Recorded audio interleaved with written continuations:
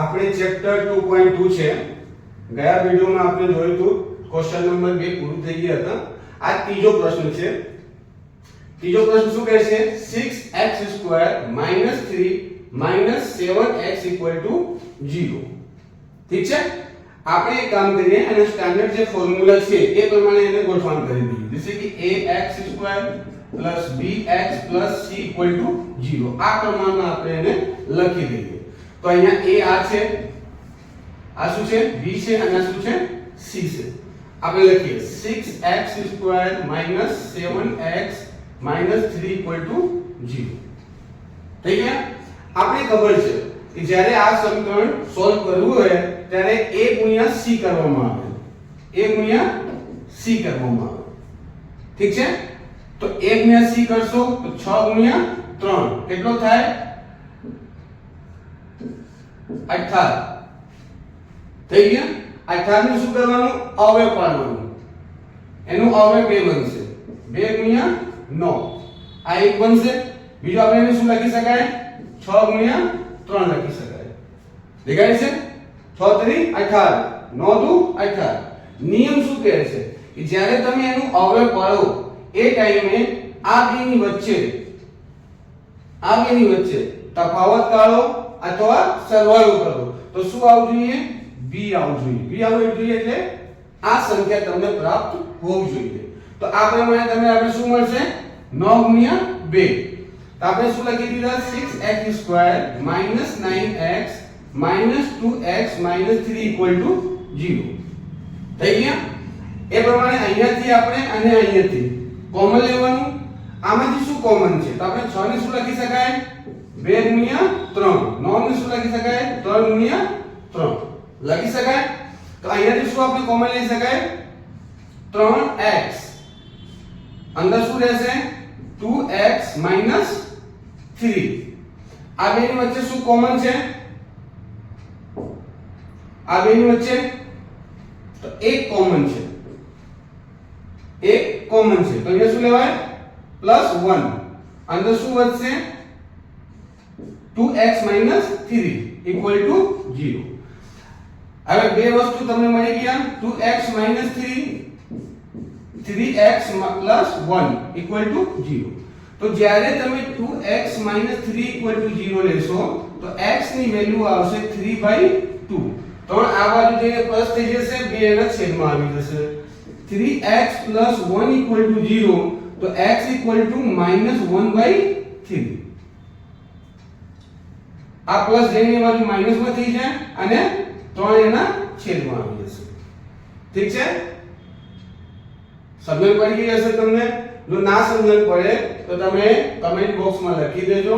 ફરીથી હું તમને સમજાવી દઈશ. ફરી હવે તમને સમજાવી દઉં છું. 6x² - 3 - 7x. ફોર્મ્યુલા આપેલું છે આપણે આ પ્રમાણે. ઠીક છે? આપણે ખાલી ગોઠવણ કરવાનું છે. ગોઠવણ કરી દીધા આપણે 6x² - 7x -3 આગળ પાછળ કદી કોઈ ફરક પડવાનો નથી. પછી આપણે શું કર્યા? a * c. a * c 6 * 3 = 18. 18 નો અવયવ પાડીએ તો આપણે 3 * 6 થાય. પછી 2 * 9 થાય. નિયમ શું કહે છે? અવયવનો સરવાળો અથવા બાદબાકી કરીએ ત્યારે શું મળવું જોઈએ? b મળવું જોઈએ. ઠીક છે? તો આપણે અહીંયા શું લખી દીધા? 9 માં 2 માઈનસ કર્યા. તો અહીંયા ઓલરેડી આ માઈનસમાં છે. તો જે મોટી સંખ્યા હોય એ બાજુ શું લેવાનું? એ સંખ્યા જે અહીંયા રાખવાનું છે. ઠીક છે? તો 6x² - 9x + 2x - 3 = 0. હવે બે બેનો પેર બની જશે. હવે આમાંથી શું લેવાનું કોમન? તો આપણે 6 ને લખી શકાય 2 * 3. 9 ને શું લખી શકાય? 3 * 3. તો આમાંથી બેની વચ્ચે શું કોમન છે? તો 3 કોમન છે. તો આમાંથી 3 બહાર આવશે.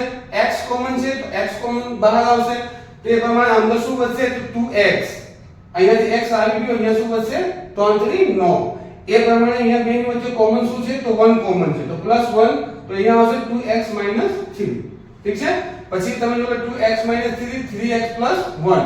જ્યારે તમે લો છો 2x - 3 = 0 ત્યારે x = શું આવશે? 3/2. 3x + 1 = 0 તો x = શું આવશે? -1/3. ઠીક છે? ઉતારી લો, જોઈ લો. ના ખબર પડે લખી લેજો. ઠીક છે?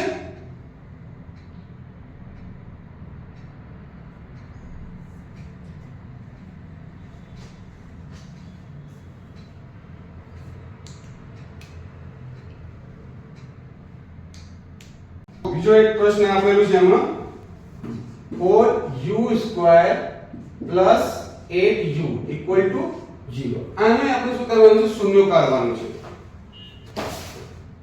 જો આવા પ્રશ્ન આપેલો તો સીધું એક વસ્તુ સમજી લો કે આ વસ્તુ ક્યારે 0 થઈ શકે. પછી એ સમજો હવે એક માર્ક્સ નો ક્વેશ્ચન તરીકે તમે થોડુંક લોજિકલ વિચારો તો આ બેવ સાઈડમાં u આપેલું છે અને c પદ નથી, a અને b આપેલું છે. આપણે આમ જે લખીએ છે ax² bx c 0. આમાં c નથી, આમાં c નથી. તો આપણે એમ સીધું આપણે જો u ની વેલ્યુ આપણે શૂન્ય રાખીએ તો બી આપણે સમીકરણ શું થાય? 0 થઈ જાય. આપણે એને સોલ્વ કરીએ તો આ સીધું બે સંખ્યા આપેલું છે તો આમાંથી કોમન શું લેવાય? 4u.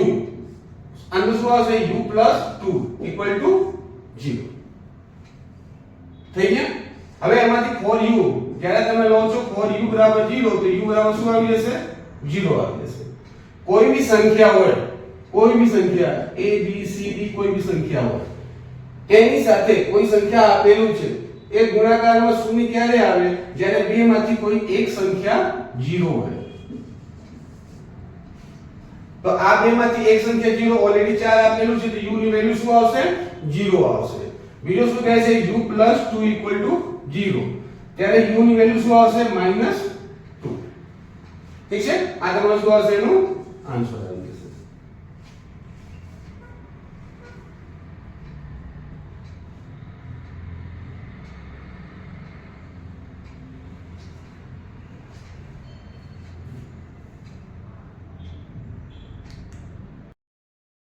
પાંચમો t² - 15 = 0. હવે જો ગયા ક્વેશ્ચન આપણે શું જોયું? ax² + bx + c = 0 માં c નતા. ઠીક છે. આ સમીકરણમાં શું છે? b નથી. દેખાય છે? આપણે સીધું સોલ્વ કરવાનું છે. તો t² = આ 15 આ બાજુ આવી જશે. અહીંયા શું આવશે? 15. હવે t જ્યારે આપણે t લઈએ તો શું આવશે? અહીંયા ±√15. આ તમારું શું થઈ જાય? પ્લસ માઈનસ કેમ કરવામાં આવ્યો? કે જ્યારે પ્લસ નું વર્ગ કરો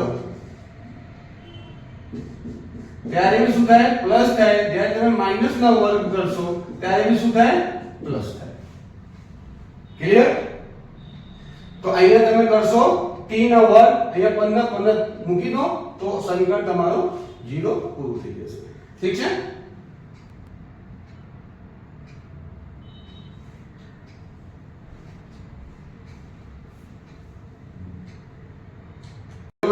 પહેલાનું છેલ્લું સમીકરણ આવેલું છે 3x² - x - 4 = 0. ઠીક છે. આપણે શું કરવાનું? સેમ વસ્તુ ax² + bx + c = 0 માં a * c કરવાનું. ઠીક છે. અહીંયા a * c કરશો તો શું આવશે? 12. સિમ્પલ આપેલું છે. 4 અને 3 ની ડિફરન્સ કરો તો 1 આવવાનું છે. સીધું આપેલું છે. ઓકે. છતાંય આપણે અહીંયા કરી લઈએ. 4 * 3 4 માંથી 1 જશે તો શું આવશે? સોરી 4 માંથી 3 જશે તો શું આવશે? 1 આવશે. ક્લિયર?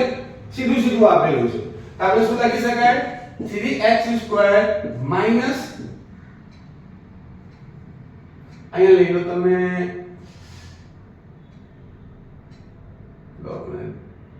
Plus 3x - 4x - 4 = 0. આ કેમ બનાવો કે આપણે ઈઝીલી કોમન લઈ શકાય એના માટે 3 ને આ બાજુ લઈ લીધું અને 4 ને આ બાજુ લઈ લીધું. ફરક કશું નહીં પડે. ઠીક છે. આ 3 છે અહીંયા એટલે 3 વાળું જે છે હવે આ બાજુ લઈ લીધું, 4 આ બાજુ છે એટલે 4 વાળો હવે આ બાજુ આવી ગયો. આ બેની વચ્ચે કોમન શું છે? તો 3x. અહીંયા શું વધશે? x + 1 થઈ ગયા. સેમ વસ્તુ અહીંયાથી માઈનસ કોમન લઈ લો 4 તો શું આવશે? માઈનસ થી માઈનસ અહીંયા આવી ગયો x, અહીંયા માઈનસ માઈનસ શું થઈ જશે? પ્લસ થઈ જશે 1 = 0 થઈ ગયા. બે સમીકરણ મળી ગયા તમને 3x - 4 અને x + 1 = 0.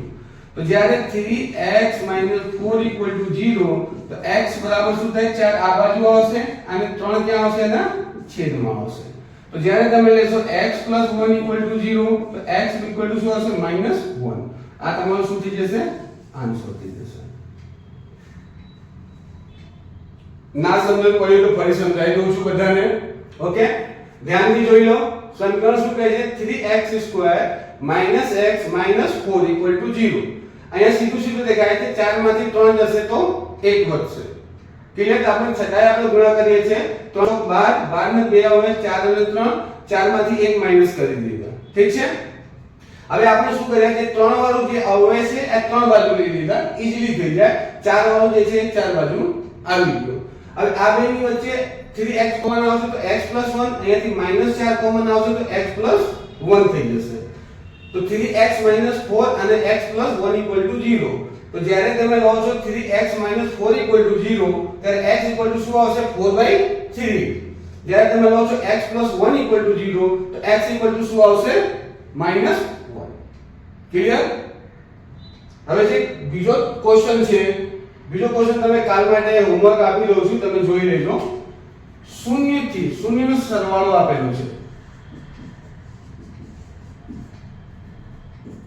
એનાથી આપણે સમીકરણ બનાવવાનું છે ઠીક છે એના ટોટલ જે ફોર્મ્યુલા છે એ હું તમને કાલે સમજાવીશ ઠીક છે આટલું તમે પૂરું કરી લો બાકીને આપણે કાલે જોઈશું ઓકે